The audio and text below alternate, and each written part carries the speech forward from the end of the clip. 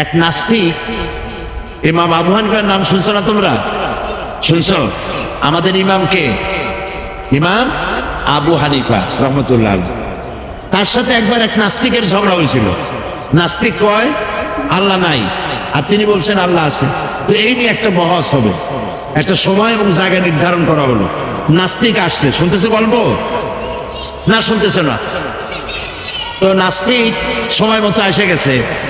ঝগড়াটা হবে কার সাথে? ইমাম। তিনি আসেন নাই। প্রায় 2 ঘন্টা পরে তিনি এসে হাজির হয়েছে। নাস্তিক বলছে আপনার সাথে ঝগড়াই করবো না, আপনি সময়ের যার কাছে দাম নাই তার সাথে আমি কি বহস করব। তখন তিনি বললেন দেখো আমি আসতে পারলাম না কেন সেটা শোনো। তো বলেন কেন আসতে পারেননি? তিনি বললেন যে দেখো, ইমাম আবু হানিফা বলছেন যে দেখো আমি বাড়ি থেকে তোমার এই জায়গায় আসতে গিয়ে পথে একটা নদী আছে, নদীর পাড়ে আসে দেখি যে আমি যে পার হব তা কোনো নৌকো টোকা কিচ্ছু নাই। তা আমি কি করি, সেখানে দাঁড়াইছি অসহায়ের মতো, যাবো কেন? হঠাৎ দেখি কি যে আমার সামনে একটা বিসি হাঁটিয়া একটা গাছ হয়ে গেল। গাছটা আস্তে আস্তে বড় হয়ে গেল, দেখি না দা গাছটা এরকম মোটা হয়ে গেল। ওই থেকে একটা করাত এসে নিচে কষাকষি করলো, গাছটা পড়ে গেল। ফটাফট তক্তা বেরিয়ে গেল, চটাচট লোহা লাগলো, আর একটা নৌকা হয়ে পড়ে গেল নদীর মধ্যে। আমি তাই পাড়ি দিয়ে তাড়াতাড়ি আসলাম। ওই যা দেরি হয়েছে নৌকাটা হইতে, গাছটা বড় হইতে, তাই দেরি হয়ে গেল। নাস্তিক কয় যে আপনি মাথা খারাপ, আপনার সাথে আমি কোনো বহসই করতে চাই না। তো আমার মাথা খারাপ কেন? ওই যে বিনা একটা গাছ কি ফট করে বড় হইতে পারে? আর যাও বড় হইলো, বিনা মিস্ত্রিতে কি গাছ কাটা যায়? বিনা মিস্ত্রি কি তক্তা হয়? বিনা মিস্ত্রিতে কি এই তক্তায় লোহা লাগিয়া তাকে নৌকা হইতে পারে? একটা মাথা খারাপ ব্যাপার। ইমাম আবু হানিফা রাহমাতুল্লাহ আলাইহি বললেন আমি মাথা খারাপ না বেটা তোর মাথা খারাপ? বিনা মিস্ত্রিতে যদি সাধারণ ছোট্ট একটা নৌকা না হইতে পারে, একটা গাছ ফাড়িয়েছি আর তক্তা না হইতে পারে, এই বিশাল আকাশটা বিনা মিস্ত্রিতে তৈরি হয়েছে, এই দুনিয়া বিনা মিস্ত্রিতে তৈরি হয়েছে, তুমি আর আমি বিনা মিস্ত্রিতে তৈরি হয়েছি, এটা কি বিশ্বাস করা যায়? মাথা খারাপ তো তোমার। নাস্তিক বলল আমার অনেক বই কিতাব আনছিলাম, আমার তর্ক আর করবই না, আমি মুসলমান হয়ে গেলাম। লা ইলাহা ইল্লাল্লাহু মুহাম্মাদুর রাসূলুল্লাহ। মানুষের চোখ যদি কপালের উপরে হইতো তাহলে তো বল খেলা যাইতো না। বল আইসা যখনই হেড করতে যাইতো তখনই আগে চোখ দুটো চলে যেত, ঠিক না? জায়গা মতো সুন্দর জায়গায় চোখ দুটি যিনি সেট করেছেন তার নাম কি? আল্লাহ। এই কান এইখানে না হইয়া কান দুটো যদি হইতো বগলের নিচে, তাহলে আমি বক্তৃতা করতাম, বক্তৃতা শোনার জন্য সকলের জামা কাপড় চাদর খুলে হ্যান্ডস আপ করে বসা লাগবে, ঠিক না? তাহলে কান দুটো জায়গা মতো করে দিচ্ছেন কে? আল্লাহ তাআলা। তারপর দেখো পায়ের উপরের চামড়া আর পায়ের তলার চামড়া একরকম? একটু হাত দাও পায়ের উপরে, নিজে হাত দিয়ে দেখো, পায়ের উপরের চামড়া আর নিচের চামড়া একরকম? পায়ের উপরের চামড়াটা কি? নরম, আর তলার চামড়াটা শক্ত। উপরের চামড়াটা যদি আল্লাহ পায়ের তলায় দিতেন তাহলে এইখান থেকে লালদিঘি ময়দান পর্যন্ত হাঁটে যাওয়া সম্ভব ছিল? পায়ে তালি দেওয়া লাগবে। তালি দেওয়া বুঝে তো? পায়ের তলায় সমানে চামড়া দিয়ে তালি দিতে দিতে পাও পুরো হয়ে যেত, ঠিক না? তাহলে উপরের চামড়াটা পাতলা, নিচের চামড়াটা পুরো করে হাঁটার জন্য সহজ করে দিলেন যিনি, তিনি কে? সুবহানাল্লাহ। তারপর আল্লাহ তাআলা আমাদের মুখের মধ্যে একটা কি দিছে? কত? জিহ্বা। কি দিছেন? এই যে চকলেট খাইছো, মজা লাগছে নাকে? মজা লাগছে কোথায়? নাকে, কানে, মুখে মজা লাগছে কোন জায়গাটায়? জিহ্বায়। চকলেটের মজা একরকম, মিমির মজা আর এক রকম, আমসত্তার মজা আর এক রকম, জলপাইয়ের মজা আর এক রকম, ইলিশ মাছ পুঁটি মাছের মজা আর এক রকম, খাসির গোস্ত মুরগির গোস্ত এক একটা এক এক রকম না সব একরকম? এই যে একটা জিহ্বায় হাজারো স্বাদ গ্রহণ করার যে ব্যবস্থা করলেন তিনি কে? এ হলো আল্লাহর পরিচয়। সুবহানাল্লাহ বলবো না? তাহলে আল্লাহ তাআলা এই আকাশ এবং জমিনকে সৃষ্টি করেছেন, তোমাকে আমাকে সৃষ্টি করেছেন। এখন এই যে তোমাদেরকে আর আমাদেরকে সৃষ্টি করলেন, এই সৃষ্টির পর আমাদের কিছু কাজ আছে। কি কাজ? শুনতেছো তোমরা? আমাদের কাজ কি? আমাদের কাজ হলো আমরা লেখাপড়া করব, বড় হব, চাকরি করব, বিয়ে শাদী করব, বাচ্চা কাচ্চা হবে, নাতিপুতি হবে, তারপর মরে যাব, এগুলি কাজ নাকি? আল্লাহর ইবাদত করবো, আল্লাহর কথা অনুযায়ী জীবন চালাবো। চাকরি বাকরি তো করবোই, লেখাপড়া তো করবোই, কিন্তু সবটা করবো আল্লাহর কথা মতো। কার কথা মতো? এবং তার রাসূলের কথা মতো। একটা আদর্শ না হলে আমরা চলতে পারবো না। আমরা কিভাবে চললে আল্লাহ খুশি হবে, সেই জন্য আল্লাহ তাআলা নবী বানাইছেন। নবী বানাইছেন কেন? আমাদের আদর্শ হওয়ার জন্য। বলো তো কি জন্য? তিনি বলেছেন, লাকাদ কানা লাকুম ফি রাসূলিল্লাহি উসওয়াতুন হাসানাহ। আল্লাহ তাআলা বলেছেন, আমি তোমাদের জন্য উত্তম আদর্শ রেখেছি তোমাদের রাসূলের মধ্যে। আমাদের রাসূলের নাম কি? হযরত মুহাম্মদ সাল্লাল্লাহু আলাইহি ওয়াসাল্লাম। তিনি আমাদের আদর্শ। তার শৈশবে তিনি কোনো মিথ্যা কথা বলেন নাই। শৈশবে, যৌবনে, জীবনেও মুহাম্মদ সাল্লাল্লাহু আলাইহি ওয়াসাল্লাম একটি মিথ্যা কথা বলেন নাই। এটা কি সহজ না কঠিন? না না, সহজ না, কঠিন, খুবই কঠিন। মিথ্যা কথা জীবনেও তিনি কাউকে বলেন নাই। তাহলে তিনি আমাদের আদর্শ, আমরাও মিথ্যা কথা বলবো না। বলো, আমরা মিথ্যা কথা বলবো না। তিনি দুষ্টুমি করেন নাই, তিনি কাউকে মারধর করেন নাই, তিনি কাউকে গালাগালি করেননি, তিনি কাউকে প্রতারণা করেননি, তিনি মানুষকে ভালোবেসেছেন। তাই আমাদেরও দরকার আমরা যেন মানুষকে ভালোবাসি এবং গরিব দুঃখীদের প্রতি আমরা যেন যত্নবান হই। নবী করিম সাল্লাল্লাহু আলাইহি সাল্লাম একবার, তিনি যে গরিবদেরকে, ছোট মানুষকে ভালোবাসতেন, একবার ঈদের দিন তিনি যাচ্ছেন ঈদের নামাজ পড়তে। ঈদের নামাজ কোথায় পড়ে? মসজিদে না মাঠে? মাঠে। মাঠে তিনি পড়তে যাচ্ছেন, দেখেন একটা বাচ্চা ছেলে কাঁদতেছে, তোমাদের মতো একটা শিশু কাঁদতেছে। তিনি তার পাশে গিয়ে দাঁড়ালেন, জিজ্ঞেস করলেন, তুমি কাঁদছো কেন? কি জন্য কান্দো? আজকে তো ঈদের দিন, আজকে তো কাঁদতে নাই, আজকে খুশির দিন। বাচ্চা বলছে, আমি তোমার কাছে বলবো না, আমি সেই সকালবেলা থেকে বসে আছি বিশ্বনবী মুহাম্মদ সাল্লাল্লাহু আলাইহি সাল্লামের অপেক্ষায়। তারে যদি পাই আমার মনের দুঃখ তারে বলবো। ছেলে মুহাম্মদ সাল্লাল্লাহু আলাইহি সাল্লামকে চিনতে পারেনি। মুহাম্মদ সাল্লাল্লাহু আলাইহি সাল্লাম বলছেন, তুমি যার জন্য অপেক্ষা করতেছো আমি তো সেই। তিনি বসলেন, মাটিতে বসে পড়লেন, বাচ্চাটারে কোলে নিলেন, বললেন, বলো তো তোমার কি দুঃখ? বাচ্চাটি বলছে, ইয়া রাসূলুল্লাহ, আমি এর থেকেও যখন ছোট ছিলাম সেই সময় আমার বাবা মারা গেল। আমার মা তখন কিছুদিন পরে আর একটা পুরুষকে বিবাহ করলো।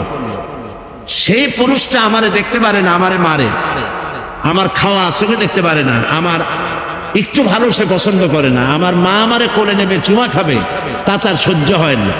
সব সময় আমার মায়েরে মারে আর আমারে ধমক দেয়। আমার মা রাত্রে আমাকে বলল যে তোমার সুখ শান্তি তো হলো না দুনিয়ায়, বাপ চলে গেছে, বাপ মরে গেছে, তুমি তো এতিম হয়ে গেছো। এতিমের দুঃখ এতিম ছাড়া কেউ বুঝবে না, সেজন্য তুমি যাও মুহাম্মদ সাল্লাল্লাহু আলাইহি সাল্লামের কাছে তোমার দুঃখ বলো। ইয়া রাসূলুল্লাহ, আমি অসহায়, আমার কেউ নাই, আমি সেই জন্য আমার মনের দুঃখ আপনারে বললাম। নবী করিম সাল্লাল্লাহু আলাইহি সাল্লাম শিশুটিকে বুকের সাথে জড়ায় ধরলেন এবং ঈদের দিকে না আগায়া বাড়ি ফিরে গেলেন। হযরত আয়েশাকে ডেকে বললেন, আয়েশা রাদিয়াল্লাহু তাআলা আনহাকে বললেন, আয়েশা, আজকে ঈদের দিন, তোমাকে আল্লাহ তাআলা একটি উপহার দিয়েছেন, এই উপহারটি তুমি নাও। রাসূল ওই শিশুর দিকে তাকায় বললেন, হে তিন শিশু, মুহাম্মদ সাল্লাল্লাহু আলাইহি সাল্লাম যদি তোমার পিতা হন আর হযরত আয়েশা যদি তোমার মা হন, তাহলে তুমি সুখী হবে? ছেলেটি দুঃখে কেঁদে উঠল আর বলল, হে রাসূল, মুহাম্মদ সাল্লাল্লাহু আলাইহি সাল্লাম যদি আমার পিতা হন আর হযরত আয়েশা যদি আমার মা হন, তাহলে আমার মতো সৌভাগ্য পৃথিবী আর কার আছে? নবী করিম সাল্লাল্লাহু আলাইহি সাল্লাম শিশুদেরকে, বাচ্চাদেরকে এভাবে ভালোবাসতেন, এতিমদেরকে যত্ন করতেন, স্নেহ করতেন। এই জন্য আল্লাহ সব সৃষ্টি করেছেন আর মুহাম্মদ সাল্লাল্লাহু আলাইহি সাল্লামকে আমাদের জন্য আদর্শ বানিয়েছেন, আমরা যেন তার অনুসরণ করি। তাহলে রাসূলের অনুসরণ করতে গেলে আজকের থেকে শিশুরা শপথ নাও, আমরা মিথ্যা কথা আর বলবো না। বলো, আমরা মিথ্যা কথা, বলো সবাই, মিথ্যা কথা আর বলবো না, দুষ্টামি করব না, মানুষকে কষ্ট দেব না, কারো বড়ই গাছের বড়ই চুরি করে খাবো না, না খাইবা। বড়ই আম, অন্যের গাছের এগুলো ডিনা মেরে মেরে এগুলো খাইবা নাকি? না। দুষ্টমি কমায় দিয়া মানুষের প্রতি ভালোবাসা। তোমার ক্লাসে যারা পড়াশোনা করে তাদের যদি বই খাতা না থাকে আর তোমার মা বাবার যদি পয়সা থাকে তাদেরকে সাহায্য করবে। আর যদি অসুখ হয় তাহলে সেখানে চিকিৎসা করার জন্য মা বাপকে বলে সাহায্য করবে। এটাই হলো আমাদের কাজ। তাহলে আমি বললাম আল্লাহর পরিচয় বললাম, রসুলের পরিচয় বললাম, এরপরে বলতে চাই ইসলামের পরিচয়। ইসলাম কি? আমাদের ধর্মের নাম কি? বলো সবাই। ইসলাম। ইসলামের পরিচয় কি? ইসলামের 5টা খুঁটি আছে। যেমন এই শামিয়ানার কতগুলি খুঁটি আছে, খুঁটি যদি একটাও না থাকে তাহলে কি হবে? কত? হ্যাঁ, পড়ে যাবে, তাই না? সবগুলি পড়ে যাবে। তাহলে খুঁটি দরকার আছে নাকি? একটা তাবু টানাতে কয়টা খুঁটি লাগে? তাবু না না 5টা খুঁটি লাগে। একটা তাবু টানাইতে 5টা খুঁটি লাগে। এখন 5টা খুঁটির একটা যদি কম হয় তাহলে তাবিটা কি সঠিকভাবে টানানো যাবে? হয় কোনা পড়ে যাবে, না হয় মাঝখানটা পড়ে যাবে, ঠিক না? তো ইসলামের জন্য আল্লাহ তাআলা 5টা খুঁটি বানাইছেন। ইসলামের খুঁটি কয়টা? 5টা। কি কি বলো তো?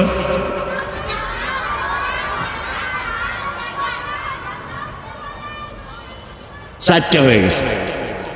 কালেমা দিয়ে এখান থেকে আসছে কলেমা। তুমি তো গান গাইছিলে না? সুন্দর গাইছে। তো কালেমা, নামাজ, রোজা, হজ, যাকাত, এই 5টা। এই 5টার একটা কম থাকলে হবে না, 5টাই লাগবে। এটা হলো ইসলামের পরিচয়।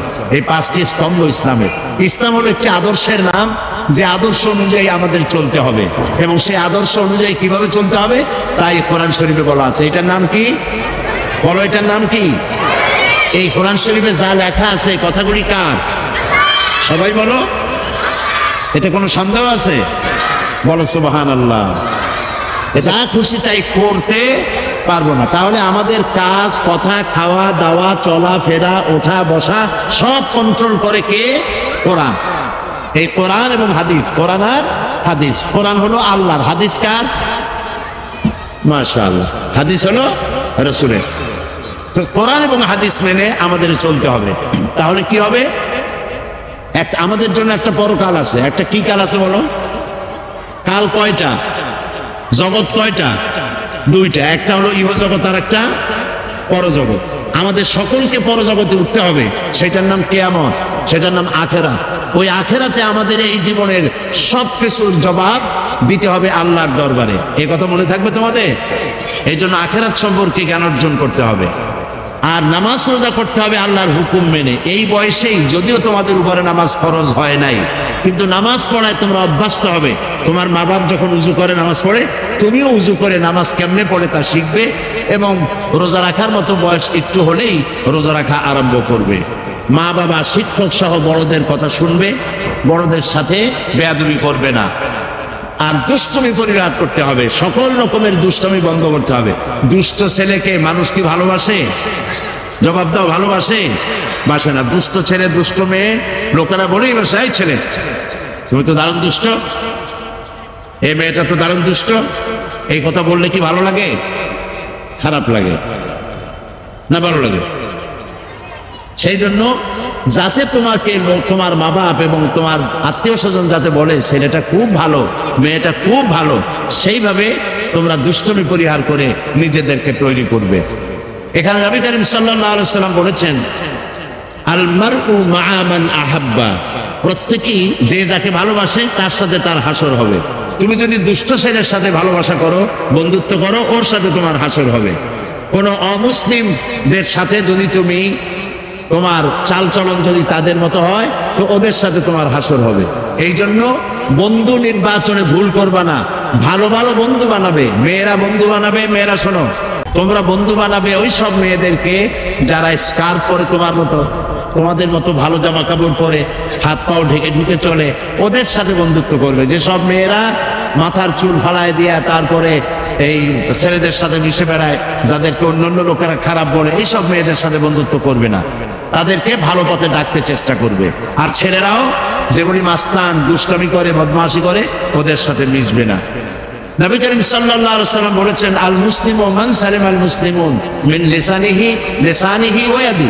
বুখারী মুসলিমের হাদিস। রাসূলুল্লাহ বলেছেন, মুসলমান হলো সেই ব্যক্তি। আমরা কি বলো তো? মুসলমান বলো, আমরা কি? ভালো মুসলমান সেই যে যার হাতগুলি ভালো কাজ করে, যার হাতের হাত দিয়ে অন্য মুসলমান নিরাপদ থাকে, যার মুখ দিয়া অন্য মানুষ নিরাপদ থাকে, সেই হলো ভালো মুসলমান। এই জন্য ভালো আচরণ করতে হবে সব সময়।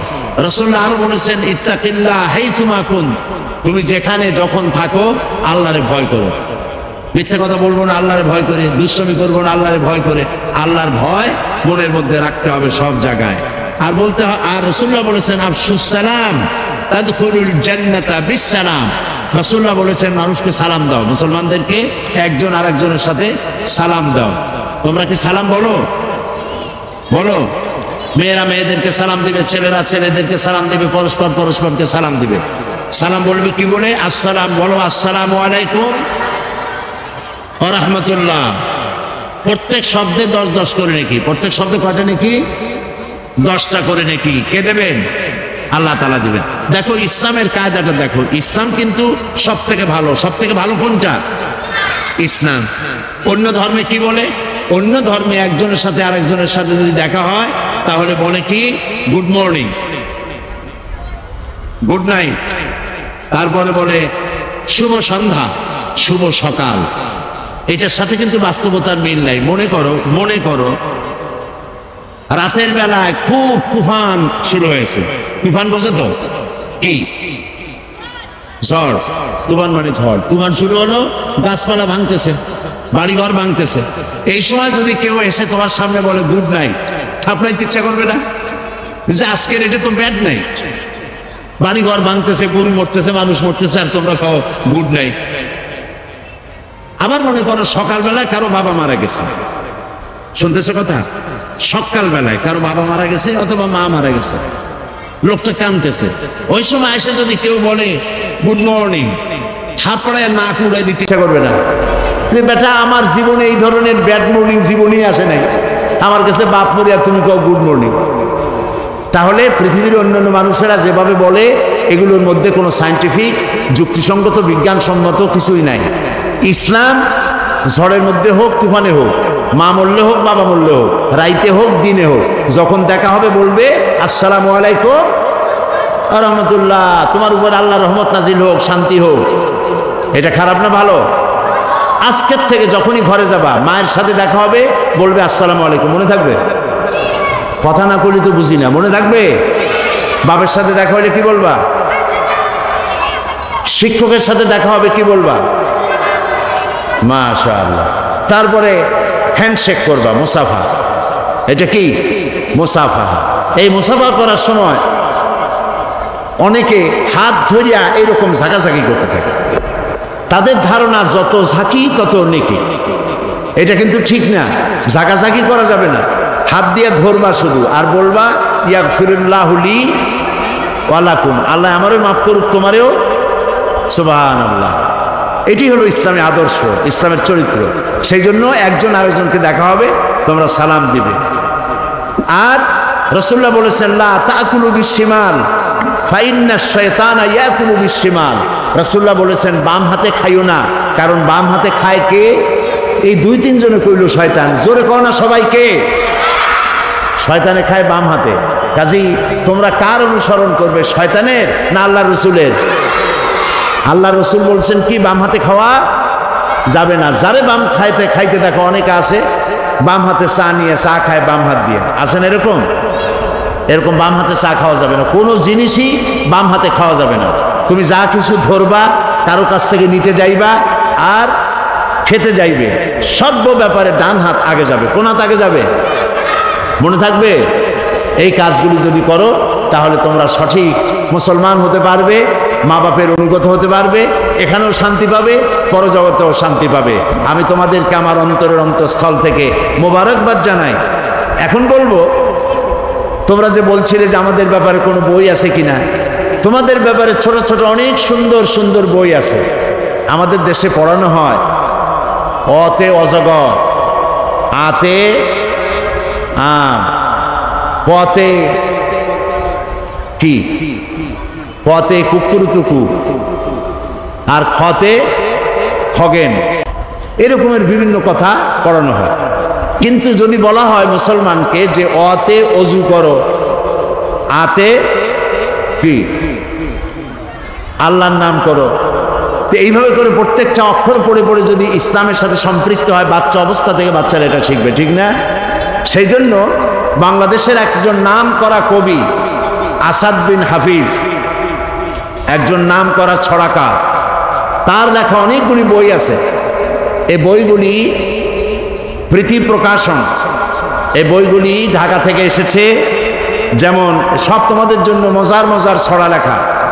একটি বই আছে আলোর পথে এসো, নতুন পৃথিবীর স্বপ্ন, আল্লাহ মহান, কারবলা কাহিনী, হরফ নিয়ে ছড়া। এই যেমন আছে অতে উজু করে পড়তে যাও, অভাবীকে অন্ন দাও, আতে আলেম ছড়ান দিনের আলো, আল্লাহ তাদের বাসেন ভালো। কি বলেন, খুব সুন্দর না? যাওয়ার সময় তোমরা এই ছোট ছোট বইগুলি ওইখান থেকে কিনে নিয়ে যেও, তাহলে ইসলাম সম্পর্কে তোমরা জানতে পারবে। কবি আসাদ বিন হাফিজের লেখা এরকম অনেক ছড়ার বই আছে, মজার মজার ছড়া। বাচ্চারা ছড়া খুব পছন্দ করে, তাই না?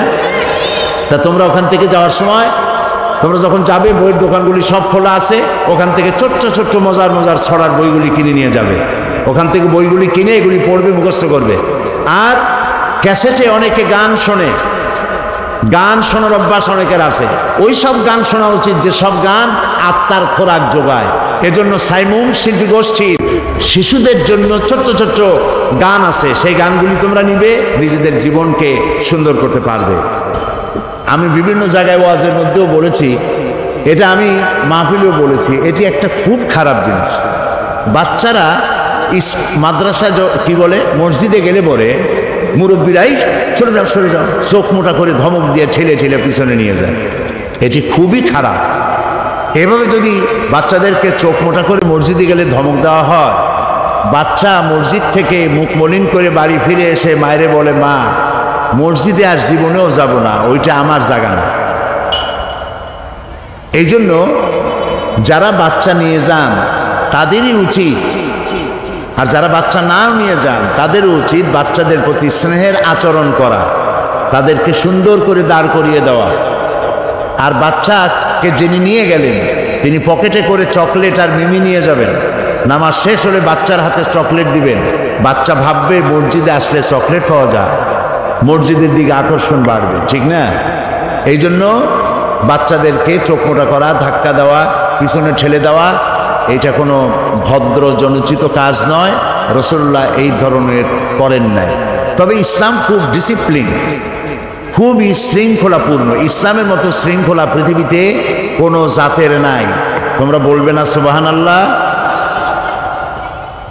সাংঘাতিক শৃঙ্খলা। নামাজের মধ্যে কাতার না দিলেই তো হতো কেবলামুখী হয়ে দাঁড়াও বললে হতো, কেবলামুখী হয়ে দাঁড়াও। কাতার মাতার দরকার নাই, জায়গা লাগে বেশি। ঘন ঘন হয়ে দাঁড়ায় একজনের পিঠির উপর আর একজন সেজদা দেয়। ইসলামকে এরকম বলে? কি বলে? ইসলাম বলে কাতারটা সোজা কর, একদম একটা তীর মারা হবে কাতারের সামনে দিয়া, মুসল্লিদের নাকের ডগার উপর দিয়ে চলে যাবে। নাক যার বেশি লম্বা সে ছাড়া কারো নাকে ঢুকবে না। লাইন এত সোজা হতে হবে। যে লাইনটি সোজা হলো, এই সোজা লাইনটা ইসলাম চায়, এটা ডিসিপ্লিন, এটা সৌন্দর্য। এখন বাচ্চারা গেলে পরে, একেবারে ছোট বাচ্চা, সে যদি লাইনে দাঁড়ালো, এই লাইনটা দেখতে কি সুন্দর হবে না একটু অসুন্দর হবে? বলো, একটু অসুন্দর হয়ে যায়, উঁচা নিচু এরকম হয়ে যায়। এই জন্য নিয়ম হলো বাচ্চারা যদি যায়, বাচ্চাকে যে নিয়ে যাচ্ছে তার উচিত বাচ্চাকে নিয়ে লাইনের এক পাশে গিয়ে দাঁড়ানো, মাঝখানে নয়। আর পিছনে ঠেলে দেওয়া, একেবারে পিছনে নিয়ে যাওয়া, এটা ঠিক নয়। যে নিয়ে যাবেন অথবা যে ছেলে আসছে একা, তাকে ওই কাতারের লোকেরা কাতারের এক কোনায় নিয়ে নিজেদের কাতারেই রাখবেন। মাঝখানে রাখলে একটু ডিস্টার্ব হতে পারে। আর বাচ্চারা এক জায়গায় ৩-৪ জন দাঁড়াবেন না, এটাও খেয়াল রাখতে হবে। কারণ বাচ্চারা যখন নামাজের মধ্যে যায়, নামাজে দাঁড়ায়, তখন সারা দিনের সব হাসি নামাজের মধ্যে এসে হাজির হয়ে যায়। সেজদার মধ্যে, রুকুর মধ্যে গুতাগুতি করে আর খালি হাসতে থাকে। এই জন্য বাচ্চাদেরকে আলাদা আলাদা করে কোনায় কোনায় দাঁড় করাইয়া নামাজের প্রতি অভ্যস্ত করা উচিত। তোমরা যদি কোনো অন্যায় করো, ভুল করো, তাহলে মা বাপ তোমাদেরকে শাসন করবে, এটাই স্বাভাবিক। আর বড়রা যদি ভুল করে, তাহলে তোমরা তো তাদেরকে শাসন করতে পারবে না। তবে ভুলটা বলতে পারো যে মা অথবা আব্বা, আপনি যে কথাটা বললেন, এই কাজটা করলেন, এই কাজটা কি করা ঠিক হয়েছে? আমার তো মনে হয় ঠিক হয় নাই। এইভাবে বলা যায়, আদবের সাথে বলতে হবে। তুমি ভুল করেছো এইভাবে না বলে একটু আদবের সাথে তাদেরকে বলতে হবে যে এই কাজটা তো আমার কাছে মনে হয়েছে যেটা ঠিক হয়নি। এরকম করে আদবের সাথে বলা ঠিক হবে। আমার যুবকেরা শোনো, ওরা টাকা দিয়ে, অস্ত্র দিয়ে, পয়সা দিয়ে, মদ দিয়ে ওরা নিজেদের ক্ষমতা টিকায় রাখার জন্য তোমাদেরকে লাঠির মতো ব্যবহার করে। সুতরাং আজকে তরুণদেরকে বুঝতে হবে, তরুণেরা ভালো করে বোঝো, তোমরা রাসূলের সৈনিক। কার সৈনিক? তরুণেরা, যুবকেরা, তোমাদের এগিয়ে আসতে হবে। নির্যাতিত মানবতার পাশে তোমাদেরকে দাঁড়াতে হবে। আল্লাহ রাব্বুল আলামিন বলেছেন, ওয়ালা তাকুলু লিমান ইউকতালু ফি সাবিলিল্লাহি আমওয়াত বাল আহইয়াউ ওয়ালাকিন লা তাশউরুন। আল্লাহ রাব্বুল আলামিন বলেন, আমার রাস্তায় যারা নিহত হয়েছে, আমার রাস্তায় যারা জীবন দিল, ওরা মরে গেছে এই কথা তোমরা বলো না। ওরা জিন্দা। ওরা কি? আমার রাস্তায়, আমার দিন প্রতিষ্ঠার জন্য, মানবতার মুখে হাসি ফুটাবার জন্য, নির্যাতিত মানবতার গোলামীর জিনজির থেকে তাদেরকে বাঁচাবার জন্য সংগ্রাম করতে গিয়ে যারা জীবন দিল, ওরা মরে নাই, ওরা জিন্দা। ওরা কি? জিন্দা। আল্লাহ বলেন, আল্লাহ পাক বলেন, ওরা জিন্দা তোমরা জানো না, আমার কাছ থেকে তারা রিজেক্ট প্রাপ্ত হয়। যারা শহীদ হয়, শাহাদাতের কথা শুনে যাদের ভয় লাগে, অস্ত্রের খোঁচা খায়া, গুলি খায়া, বায়োনেট খায়া, ড্যাগারের গুতা খায়া মরা জানি কত যন্ত্রণা। নবীজি বলতেছেন, আন আবি হুরায়রা রাদিয়াল্লাহু তাআলা আনহু আন্না রাসূলুল্লাহ সাল্লাল্লাহু আলাইহি ওয়াসাল্লাম মা ইয়াজিদু শাহীদু মিন মাসিল কাতল কামা ইয়াজিদু আহাদুকুম মিন মাসিল কারছা। তিরমিজি, নাসাই। আল্লাহ নবী বলেছেন, হযরত আবু হুরায়রা হাদিসটি বর্ণনা করেছেন, নবীজি বলেছেন, শাহাদাতের মওত হলো তোমাদের কেউ যদি আরেকজনকে একটা চিমটি কাটে, ওই চিমটি কাটায় যতটুকু যন্ত্রণা, শাহাদাতের মওতের এর চাইতে বেশি কিছু যন্ত্রণা নয়। শাহাদাতের মওতটা হচ্ছে একটা সেতু। এটা কি সেতু? এটা ব্রিজ। এপারে দুনিয়া, ওপারে আল্লাহ। সুবহানাল্লাহ ওয়া বিহামদি। মরার সাথে সাথে দিদার ইলাহি নসিব হয়ে যাবে। সুবহানাল্লাহ ওয়া বিহামদি। সাহাবায়ে কেরাম, আপনি চিন্তা করেন, তাদের মা, বাবা, বিবি, বাল বাচ্চা, সন্তান সবকিছুকে ফেলে রেখে আল্লাহর দ্বীনের জন্য রক্ত দিতে পেরেছেন। কি কারণে? জীবনকে তাদের কাছে তুচ্ছ মনে হয়েছে। এই জীবন জীবন নয়, ওই জীবনই তো সবচেয়ে সেরা জীবন, যে জীবনে আমার মাওলা আমার উপরে খুশি হয়ে যাবে। সুবহানাল্লাহ। আমার মাবুদ আমার উপরে খুশি হয়ে যাবে।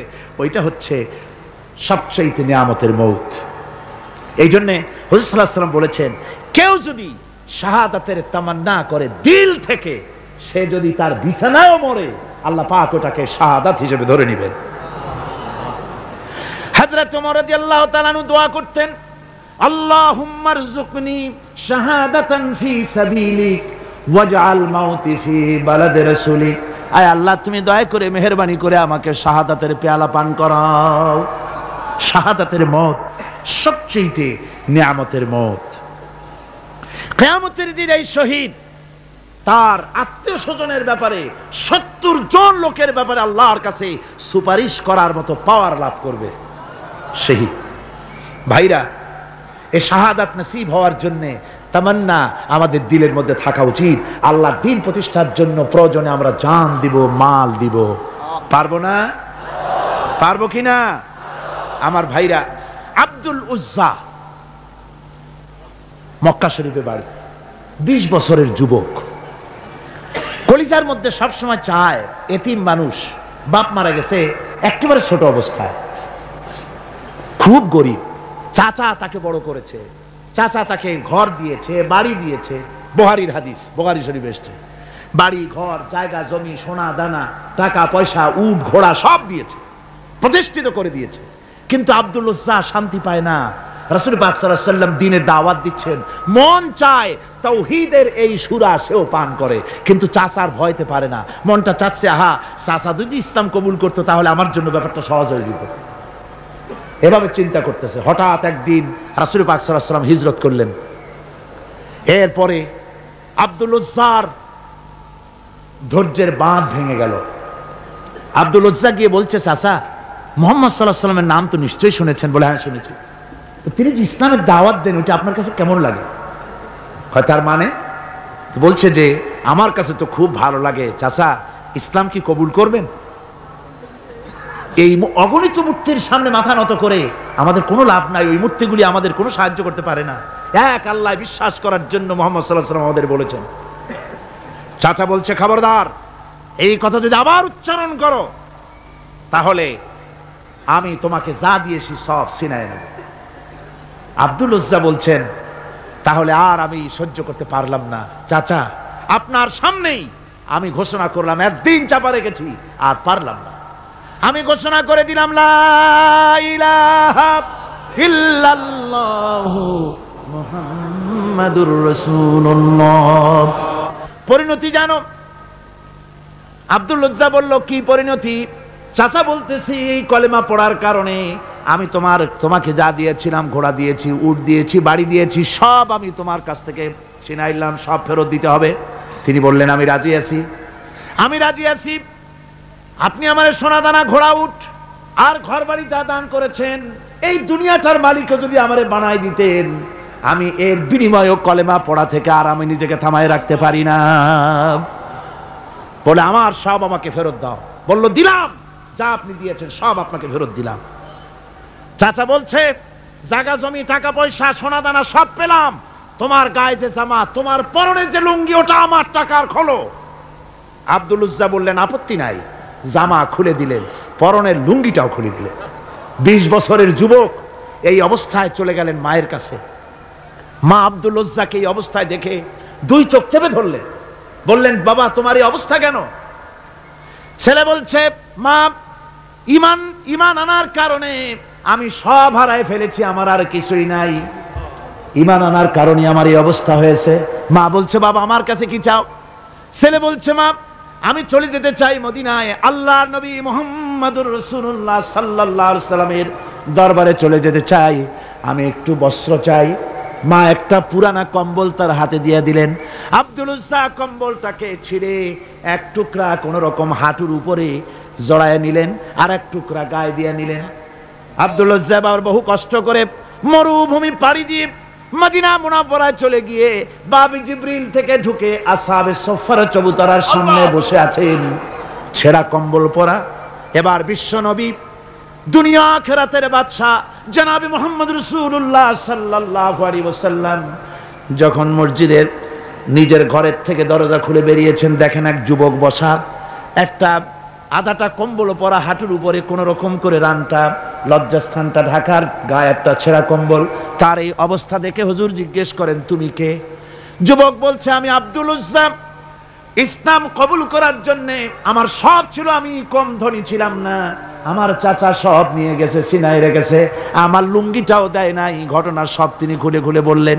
হুজুর বললেন, তোমার নাম আব্দুল উজ্জা নয়, তোমার নাম আব্দুল্লাহ। আব্দুল্লাহ জুলবাজাদাইন তার নাম। হযরত আব্দুল্লাহ জুলবাজাদাইন কি রাসূলুল্লাহ দিয়া দিলেন, আসহাবে সুফফাদের সাথে মিলাই দিলেন, এখানে থাকো, খাবার আসতে পরে খাবে। তাদের সব সময় খাবার থাকতো না। আসহাবে সুফফায় তারা থাকতেন যাদের ঘর নাই, বাড়ি নাই, থাকার জায়গা নাই। ক্ষুধার জ্বালায় যখন তারা অতিষ্ঠ হয়ে যেতেন, নবীজি ঘরের থেকে তাহাজ্জুদের জন্য যখন বেরোতেন, ক্ষুধার্ত সাহাবীরা রাসূলের চেহারা দেখার সঙ্গে সঙ্গে ক্ষুধা নিবৃত হয়ে যেত। হযরত রাসূল পাক সাল্লাল্লাহু আলাইহি ওয়াসাল্লাম আব্দুল্লাহকে ওনাদের মধ্যে ভিড়ায় দিলেন। আব্দুল্লাহ এবার কোরআন শরীফ পড়ে। কোরআন শরীফ পড়তে গিয়া চিল্লায় চিল্লায় তিনি পড়েন, আস্তে আস্তে পড়েন না। সাহাবীরা বিরক্ত হয়ে রাসূলের কাছে নালিশ করলেন যে বড় চিল্লায় কোরআন পড়ে, আমাদের নামাজেও ডিস্টার্ব হয়। হুজুর বলেন, সাহাবীরা কেউ আব্দুল্লাহর ব্যাপারে কোনো কথা বলবে না, তারে চিল্লাইতে দাও, যেহেতু ঈমানের জন্য তারে বড় মূল্য দিতে হয়েছে। পরনের লুঙ্গিটা পর্যন্ত আনতে পারে নাই, যত খুশি চিৎকার করেছে আল্লাহর কালাম পড়ুক। তাবুকের যুদ্ধ, রাসূলুল্লাহ তাবুকের দিকে রওনা করেছেন, 30,000 সৈন্য নিয়ে রওনা করেছেন। ওই জিহাদে মানুষেরা প্রাণ ভরে রাসূলুল্লাহকে সাহায্য করেছেন। মেয়ে লোকেরা নাকের ফুল, কানের দুল, গলার হাল খুলে খুলে রাসূলের কদম মোবারকে দিয়ে দিয়েছে। ধনীরা টাকা পয়সা সব দিয়েছে। হযরত আবু বকর তো যা ছিল সব এনে দিয়েছে, কিছু ছিল না ঘরে। রাসূল রওনা করলেন। প্রতিমধ্যে হযরত আব্দুল্লাহ জুলবাজাদাইন আল্লাহ নবীর খেদমতে হাজির হয়ে বলেন, হুজুর সবাই তো সব দিল, আমার কিছুই নাই, কিছু দিতে পারলাম না। হুজুর আপনি আমার জন্য দোয়া করেন, আমি যেন এই তাবুকের ময়দানে কাফেরদের বিরুদ্ধে লড়াই করে যেন শহীদ হয়ে যেতে পারি। মাল দিতে পারি নাই, কিন্তু আল্লাহর জন্য যেন আমার জীবনটা দিয়ে দিতে পারি। ও চট্টগ্রামের যুবকেরা, তরুণেরা, তোমাদের মতো 20 বছরের তরুণ হযরতে আব্দুল্লাহ জুলবাজাদাইন শাহাদাতের তামান্না করে রিসালাতে মাহবের কাছে দাঁড়িয়েছেন। হুজুর বললেন, একটা গাছের বাকল নিয়ে আসো। একজন একটা বাকল নিয়ে এলো। রাসূলুল্লাহ এই বাকলটা আব্দুল্লাহ জুলবাজাদাইনের হাতে লাগাই দিলেন।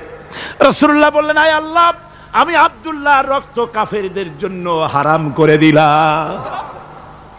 হযরত আব্দুল্লাহ বলছেন, ইয়া রাসূলুল্লাহ, আমি চাইছিলাম শহীদ হব, আর আপনি আমার রক্তটা হারাম করে দিলেন কাফেরদের জন্য।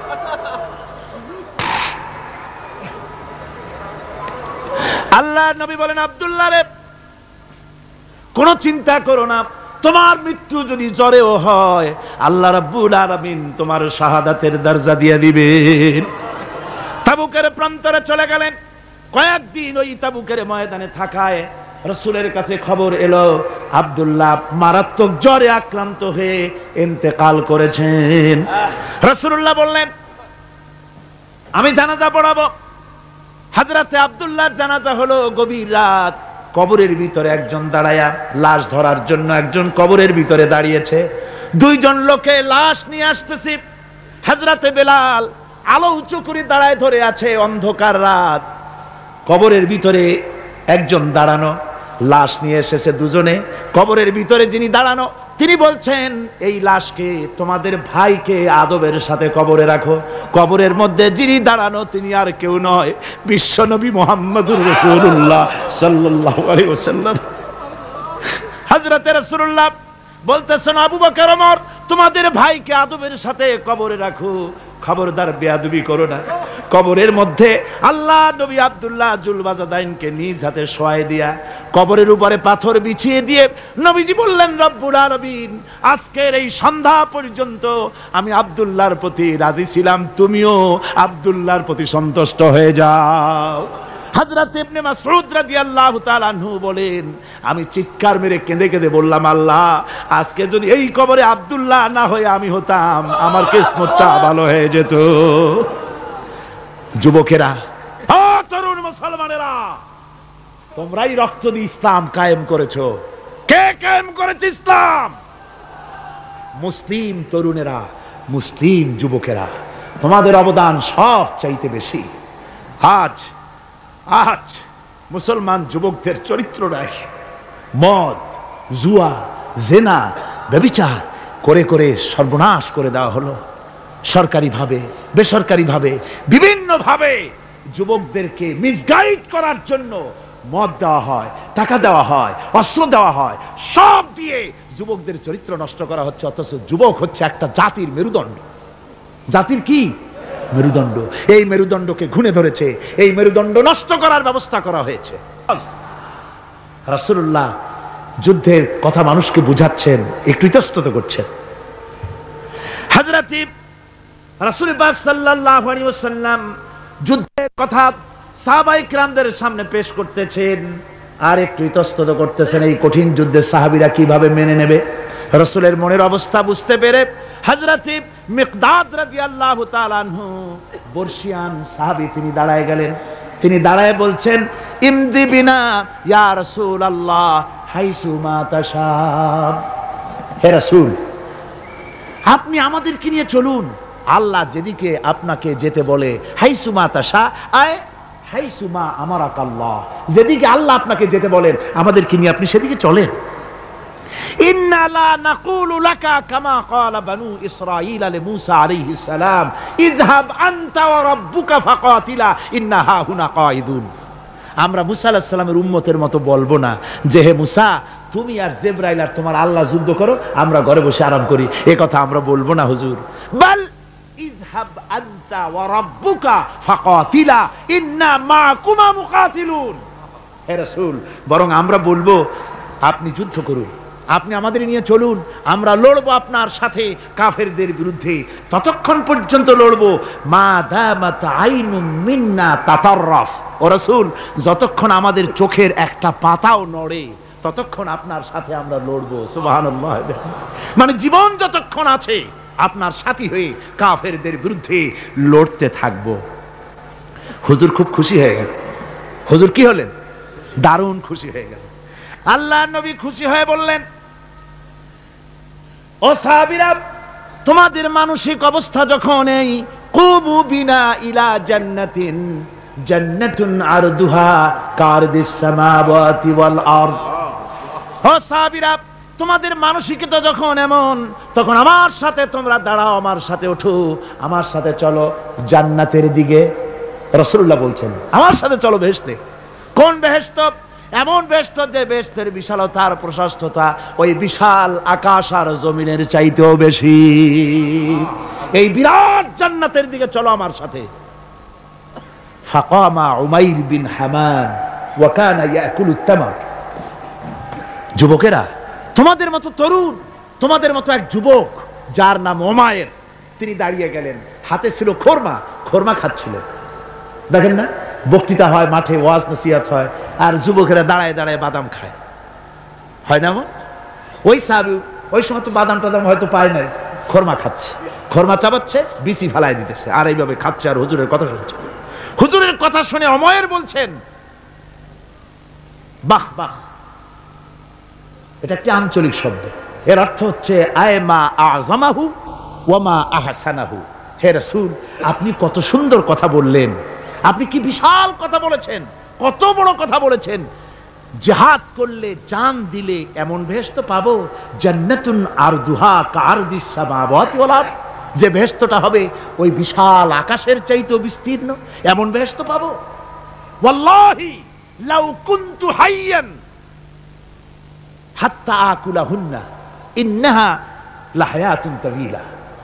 আল্লাহর কসম, আমি যদি হাতের সবগুলি খোরমা খেতে যাই তাহলে তো অনেক সময় লাগবে, বেহেশতে যেতে দেরি হয়ে যাবে, অনেক দেরি হয়ে যাবে বেহেশতে যেতে। ফারামা বিহিন্না, হাতের সবগুলি খোরমা তিনি ফেলে দিলেন। ও যুবকেরা, হযরত ওমর তোমার মতো যুবক খোরমা খাওয়া সহ্য করলেন না আল্লাহর জান্নাতে যাওয়ার লোভে। জান্নাতে যেতে দেরি হয়ে যাবে, আল্লাহর সঙ্গে দিদার করতে দেরি হয়ে যাবে, এই মনে করে হাতের খোরমাগুলি ফালায় দিলেন, জিহাদের ময়দানে ঝাঁপায়ে পড়লেন। হাদিস শরীফে এসেছে, উমাইর জিহাদ করে বেশ কিছু কাফেরদেরকে নিহত করে নিজেও শহীদ হয়ে গেলেন।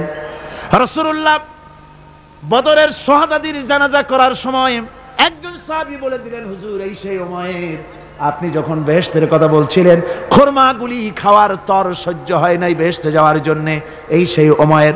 আল্লাহর নবী উমাইরের কাছে দাঁড়ায় আঙ্গুল দিয়ে তার শরীরের দিকে দেখায় বললেন, ইন্নাকা মিন আহলিহা। ও যুবক, যেই বেহেশতের জন্য খোরমা খাওয়ার সময় তুমি পাও নাই, আমি নবী সাক্ষী দিচ্ছি তুমি অবশ্যই সেই বেহেশতের অধিবাসী, ওই বেহেশত তোমার জন্য। সুবহানাল্লাহ। আমার ভাইরা, কিয়ামতের দিন এই জান্নাত আল্লাহ রাব্বুল আলামিন দান করবেন ওই সব লোকদের জন্য যারা জান দিবে, মাল দিবে, রক্ত দিবে আল্লাহর দ্বীনের জন্য। কিসের জন্য? আল্লাহর দ্বীন কায়েমের জন্য। যারা জান মাল ওয়াকফ করে দেবে, জীবনকে উৎসর্গ করে দেবে, তাদের জন্য আল্লাহ পাক এই বিরাট নিয়ামত রেখেছেন। তরুণদের বলতে চাই, যুবকদের বলতে চাই, আর বাতিলের পেছনে ঘুরো না, আর তোমার ওই সব নেতাদের পেছনে ঘুরো না যারা নিজেরাও নামাজ পড়ে না, তোমাকেও নামাজের কথা বলে না। ওরা নিজেরা মিথ্যা কথা কয়, তোমরা টের পাও না? কি বলেন, টের পাওয়া যায় না? মারামারি করে নিজেরা আর বদনাম দেয় অপরের উপরে। চোখের সামনে যারা এরকম পারে, চোখের সামনে যারা এরকম পারে, তাহলে রাত দিন 24 ঘন্টা তাদের আমলটা কেমন? এদের পেছনে ঘুরে কোনো লাভ নাই। কোনো লাভ আছে? হ্যাঁ, একটা লাভ আছে। সেই লাভটা হচ্ছে টাটকা কিছু সুখ পেতে পারো, কিছু মদের টাকা, কিছু হোটেলের টাকা, কিছু পরের মেয়ে নিয়ে ঘোরার টাকা, কিছু ভ্রমণের টাকা, কিছু অস্ত্রপাতি, কিছু ত্রাস সৃষ্টি করা। আর ত্রাস সৃষ্টি করবা, কয়টা অস্ত্রের মালিক হইছো? যুবক, তরুণ, বিপদগামী তরুণদের বলবো, সরকার অননুমোদিত অস্ত্র যাদের কাছে আছে, শুনে রাখো, এই অস্ত্র কাউকে ক্ষমা করে না। এই অস্ত্র কাউকে ক্ষমা করে না। সাপ পোষার মতো, যে সাপ তুমি দুধ কলা দিয়ে পোষো, ওই সাপ তোমাকে আবার দংশন করবে। ওঝা মরে না মরে না? সাপ খেলা যারা দেখায় তারা মরে কিনা? ওই সাপেই তাকে কাটে। সুতরাং গভর্নমেন্ট অনুমোদিত অস্ত্র তোমার কাছে, পাইপ গান, রিভলভার, স্টেন গান, এলএমজি, আদমজি, কত রকমের অস্ত্রপাতি যুবকদের কাছে। ঘুম নাই, সারা রাত অস্ত্র থাকে কাছে, আর কি কি লাল পানি খাইয়া চোখ দুইটা থাকে এত বড় বড়, দেখলেও ভয় করে, মাথায় ভাল্লুকের মতো চুল। মানুষ মারো তোমরা, মানুষ মারো। আহা, যারে মারলা একটুখানি হিউম্যানিটি, বিবেক দিয়ে চিন্তা করো। যাকে মেরেছ ওই রাত্রে তার বাড়ির কাছে যাও, ওই রাত্রে গোপনে তার বাড়ির কাছে গিয়ে দেখো তার মা কিভাবে তার সন্তানের জন্য কাঁদতেছে, মায়ের কোলটা খালি হয়েছে বলে কিভাবে কাঁদতেছে, তার বাবা কিভাবে কাঁদতেছে, তার বউ থাকলে কিভাবে ছটফট করতেছে, তার কলিজার টুকরা সন্তান থাকলে কিভাবে আব্বা আব্বা বলে কাঁদতেছে। যারে গুলি করে মেরেছো একবার বাড়ির কাছে গিয়ে কান পাচা শোনো। মনে রাখো যুবক, সন্ত্রাসীরা, শুনে রাখো, অস্ত্র দিয়া মানুষকে যারা মেরেছো, আল্লাহর কসম করে বলি, যেভাবে মেরেছো ওইভাবে তোমাকেও নিহত হতে হবে, কোনো সন্দেহ নাই। বাড়িতে গিয়ে ডায়েরিতে লিখে রাখো আমার কথা। থামুন, বাড়িতে গিয়ে ডায়েরিতে লিখে রাখুন, ডায়েরিতে লিখে রাখো, যদি তুমি কাউকে হত্যা করে তার বউকে যদি বিধবা বানায় থাকো, তোমার বউ বিধবা হবেই, কোনো সন্দেহ নাই। তুমি যদি কারো ছেলেকে এতিম বানায় থাকো, তোমার ছেলেকে আল্লাহ এতিম বানায় রাস্তায় ভিক্ষা করায় ছাড়বেন। তুমি যদি কারো বাপকে মাকে কাঁদায় থাকো, আল্লাহ রাব্বুল আলামিন তোমার মা বাপকে কাঁদাবেন। তুমি যদি বেয়নটের খোঁচা দিয়া, ড্যাগারের খোঁচা দিয়া একটা মানুষকে যদি বুক ফেড়ে থাকো, তোমার বুকটা ঝাঁঝরা করে দেওয়ার মতো অস্ত্র আল্লাহ তৈরি করে রেখেছে। সুতরাং ইসলামকে জমিনে টিকিয়ে রাখার জন্য চাই সংগ্রাম। তাই আল্লাহ রাব্বুল আলামিন বলেছেন, ওয়াতুজাহিদুনা ফি সাবিলিল্লাহি বিআমওয়ালিকুম ওয়া আনফুসিকুম যালিকুম খায়রুল লাকুম ইন কুনতুম তা'লামুন। আল্লাহ পাক বলেন, আমার রাস্তায় জিহাদ করো, জান দাও, মাল দাও, জান দাও, জিহাদ করো, এটাই হলো উত্তম কাজ। যদি তোমরা ইসলাম বুঝে থাকো, এটাই তোমাদের জন্য কল্যাণকর। আগে বলেছেন মালের কথা, পরে জানের কথা। আগে কোনটা? মাল, পরে জান। যেহেতু আমরা জানের চাইতে মালের মহব্বত করি বসি, ঠিক কিনা? তো মালের মহব্বত করি বেশি, আমরা কথায় কথায় বলি, আরে ভাই দরকার যদি হয় জানটা দিয়ে দিব, আর জান যদি দিয়েই দেন তো মালটা তো থেকেই গেল। এই জন্য আল্লাহ বলেছেন মাল আগে দাও, তারপরে জান দাও। আমরা খুব চালাক, আমরা জান দিতে প্রস্তুত, মাল দিতে প্রস্তুত নই। একবার একটা লোক যাচ্ছে রাস্তা দিয়ে, সাথে তার প্রিয় কুকুর। কুকুরটা জিহ্বা বেরিয়ে গেছে, মরে যাচ্ছে। কুত্তার মালিক কাঁদতেছে। একজন লোক এসে বলে, ভাই তুমি কাঁদো কেন? কয় যে আমার এই কুত্তাটা খুব প্রিয় কুকুর, কুকুরটা মরে যাচ্ছে তাই কাঁদছে। কুকুর মরে কেন? কয় কুকুরটা মরতেছে 3 দিন ধরে আমি কোনো খাবার তাকে দিতে পারি নাই, সেই জন্য কুকুরটা মরছে। আচ্ছা হোক কুকুর, তবু তো আল্লাহর সৃষ্ট এক প্রাণী, কি খেতে দেওয়া যায়? এদিক ওদিক তাকায় দেখে কুকুরের মালিকের কাছেই রয়েছে একটা পোটলা। কয় মিয়া তোমার এই পোটলার মধ্যে কি? কয় পোটলার মধ্যে হালুয়া আর রুটি। তোমার পোটলার মধ্যে হালুয়া আছে, রুটি আছে, কুত্তা মরে ক্ষুধার জ্বালায়, তুমি খালি কান্দো, ওর থেকে এক টুকরা রুটি দিলেই তো কুত্তা বাঁচে। কুত্তার মালিক বলছে, মিয়া সাহেব ওই সব ফতোয়া আমারে শুনেন না, এগুলো আমি খুব জানি। রুটি আর হালুয়া দিলেই তো আমার পয়সা খরচ হবে, ওর দরদে যে কাঁদতেছি এর জন্য তার পয়সা খরচ হচ্ছে না। আমাদের অবস্থা কিন্তু তাই হয়েছে। ইসলাম বিদায় হয়ে যায়, যাক না, কিন্তু আমি কাঁদবো, পয়সা দিব না। রাসূলের করুণ ঘটনাগুলি শুনে চোখের পানি ফেলবো, কিন্তু এই করুণ ঘটনা কেন ঘটলো সেই ময়দানে আমরা পা ফেলবো না। এরকম একটা অ্যাটিটিউড, এ ধরনের একটা মেন্টালিটি আমাদের মধ্যে গ্রো করেছে, ঠিক কি না? আমার ভাইয়েরা, মাল দিতে হবে, জান দিতে হবে, সবকিছুকে উৎসর্গ করে দিতে হবে। আল্লাহর দ্বীন প্রতিষ্ঠার জন্য। যার পয়সা আছে, পয়সা দিয়ে কি করবেন যদি আল্লাহর দ্বীন এ জমিনে কায়েম না হয়? আল্লাহর দ্বীন কায়েম না হলে অসত্য, বদমাশি, শয়তানি, সব রকমের অন্যায় কাজ দিয়ে ভরে যাবে দেশ। ক্রমান্বয়ে অশান্তির দিকে যাবে, শান্তি আসবে কেবলমাত্র ইসলাম প্রতিষ্ঠা হলে পরে। আমাদের অবস্থা হলো যে আমরা ওই কুফাবাসীদের মতো। কাদের মতো? কুফাবাসীদের মতো। কুফাবাসীরা হযরত ইমাম হোসেনের জন্য দারুণ ভাবে কেঁদেছে, ঠিক কিনা? কুফাবাসীরা ইমাম হোসেনকে দাওয়াত দিছিল কারা? কুফাবাসীরা। অনেকগুলি চিঠি তারা লিখছে। কুফাবাসীরা ইমাম হোসেনকে ভালোবাসতো, দাওয়াত দিয়েছে, তার জন্য কেঁদেছে। কিন্তু কুফাবাসীদের চোখের পানিটা ছিল ইমাম হোসেনের জন্য, আর অস্ত্র, টাকা পয়সা, শক্তি সবটা ছিল এজিদের জন্য। কুফাবাসীদের মতো অবস্থায় আমাদের হয়েছে। কুফাবাসীদের হযরত ইমাম হোসেনের জন্য তারা শুধু চোখের পানি ফেলেছে, আর টাকা পয়সা, অস্ত্রপাতি যা ছিল সব ছিল তাদের এজিদের জন্য। আমাদের অবস্থাও তাই। আমরা ইসলামের জন্য শুধু চোখের পানি ফেলি, আর যখন ভোট দেই তখন ইসলাম যারা চায় না তাদেরকেই ভোট দেই, ঠিক কিনা? আমাদের টাকা, আমাদের পয়সা, আমাদের ইলেকশন, আমাদের হরতাল, আমাদের ধর্মঘট সব কিছু হচ্ছে ইসলাম যায় না, যারা চায় না তাদের জন্য। আর ইসলামের যখন কথা বলি, ইসলামের কথা শুনলে শুধু চোখের পানিটাই ছাড়ি, মোহব্বত চোখের পানি দিয়া শেষ করে দিই, আর কিছুই করি না। আমি একবার এইখানে এই শহরে অনেক বছর আগে একটা জানাজায় শরীক হয়েছিলাম। কোন মাঠে আমার এখন তার মনে নেই। জানাজার পরে যিনি জানাজা পড়ালেন তিনি বললেন, ওই লাশকে সামনে রেখে বললেন, কেন আসিল? তো তখন আমি নতুন নতুন চিটাগাং আসছি, আমি ভাষা ভালো করে বুঝিও না। একজন বললো কেন আসিল? ও সবাই কইলো গম আসিল। তাই বললাম যে গম আসিল, এই মরা মানুষের সাথে গম, আমি আটা গম সে তাই মনে করেছি যে এটার কি সম্পর্ক। আমি ইমাম সাহেবকে জিজ্ঞেস করলাম যে আপনি বললেন কি, আর জনগণই বা বললো কি?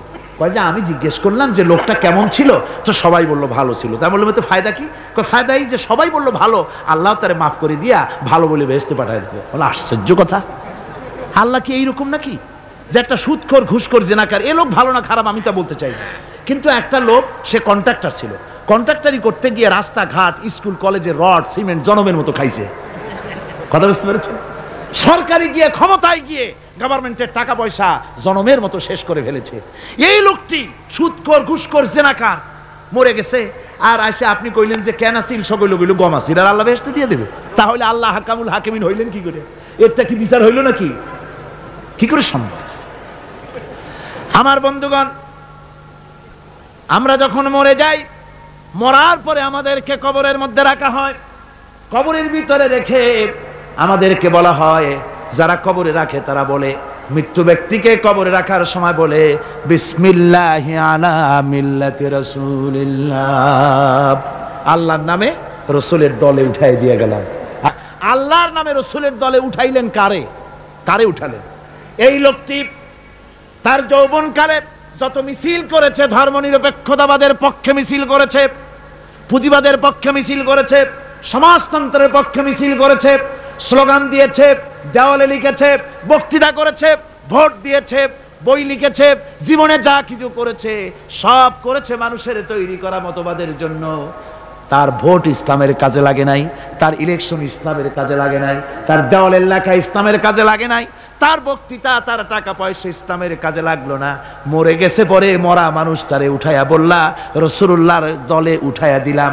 এখন বলো রাসূলুল্লাহ কেন তোমার মতো মরা লাশটাকে তিনি গ্রহণ করতে যাবেন?